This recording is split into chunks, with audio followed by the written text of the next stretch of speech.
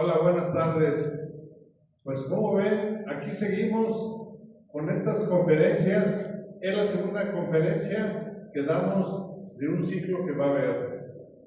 Y como siempre nos acompaña el licenciado Ernesto Arias con el tema del feminismo, la segunda ola.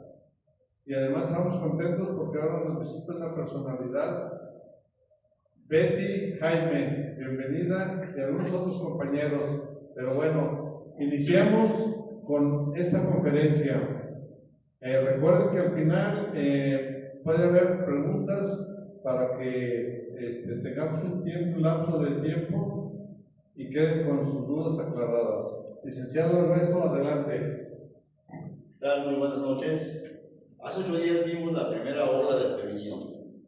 Voy a hacer un resumen. En la primera ola se habló de la igualdad ante la ley del hombre y la mujer. Hablamos del diputado que la llevó a las Cortes en Inglaterra y no le hicieron caso. 100 años después, lo que pedían ellos fue realizado. ¿Qué pedían? En resumen, que fueran ciudadanas, por lo tanto, que buscaban votar, ser votadas, la educación, la patria potestad de los hijos y heredar, entre otras cosas. Hablamos de 3 países, Inglaterra, Estados Unidos y Francia.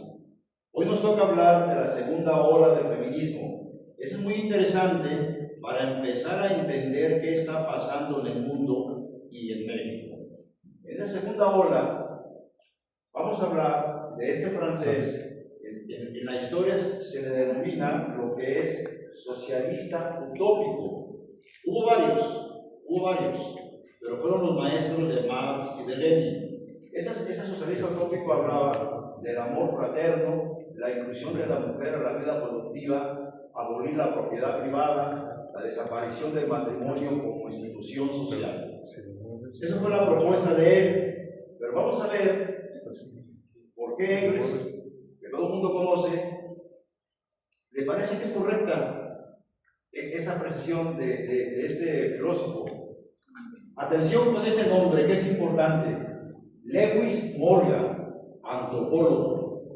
Él saca una historia, una fantasía, pero que convence a Carlos Marx y a Lenin y a todos lo que son los socialistas. Este nombre, Morgan, que no se olvida, se daba de antropólogo. ¿Y qué decía él? En su teoría de la historia del salvajismo, hasta la civilización, la familia. ¿Qué es lo que él proponía? Él decía, en la época salvaje, antes de conocer la familia que conocemos, estaba la mujer que mandaba, era el matriarcado. La mujer podía tener muchos hombres, eso se llama, fíjense, vamos a ver esto, ya se me suelta. Vamos a ver, esto es importante. Él dice, en ese libro de la familia, propiedad diferentes a las de hoy privadas usaban la poligamia. Eso fue en este año 1884. Si ustedes recuerdan, también ya estaba el feminismo de primera ola, recuérdenlo bien. En ese estudio, él habla, las familias eran muy, aquí lo ponen salvajes, diferentes a la hora privada. Luego, las mujeres, la poliandria, eso quiere decir, esa palabra quiere decir que las mujeres tenían muchos hombres. Poliandria. Los hijos se consideraban comunes. Vamos a explicar esto, qué significa. En la época del salvajismo, menciona este antropólogo, que las mujeres podían tener muchos hombres y la única línea familiar era de la madre, porque no se sabía quién era el padre. Entonces la madre era la fuente de la familia, y esa era la familia que se consideraba no padre y madre, sino la pura madre. Entonces aquí, ese que todo el mundo conoce en Engels, acepta como correcta esa interpretación. 2, aporta su teoría llamada matrimonio por grupos. Si vemos la lógica de este antropólogo y este Engels, después de la muerte de Marx, él empieza ya a pensar, primero que acepta la teoría, que las mujeres tengan muchos hombres y que la mujer se llama en la historia el matriarcado, en palabras actuales el embrismo, que la mujer mandaba. Entonces, podemos seguir nosotros en lo que postula Engels es lo siguiente: una familia que dice que en los tiempos primitivos la hermana era la esposa y era correcto. 2, relaciones carnales entre padres e hijos y hermanos, y era correcto, esa era la familia del salvajismo. 3, justificar el incesto y la pedofilia. Así puede prevalecer la mujer.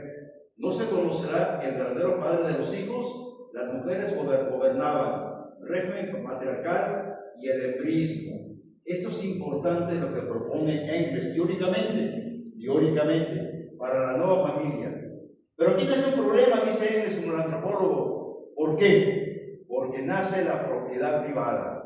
Las madres heredan a los hijos, nace el patriarcado. Según Engels, dice que cuando empiezan a tener muchos hijos, las mamás empiezan a dar una herencia, empieza a haber dinero, empieza a haber riqueza, y en esa riqueza nace la propiedad privada, y es en ese momento donde el hombre toma el poder. A eso le llama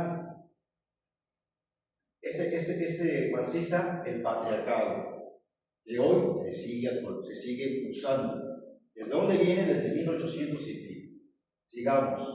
Para Lenin, el hombre es el burgués y la mujer es el proletariado.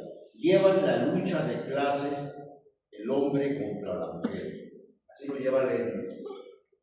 Los mitos y fantasías, hablando de lo utópico, hay ejemplos que no son iguales, pero hablemos de sociedades irreales, como la que propone Lenin, es una sociedad irreal.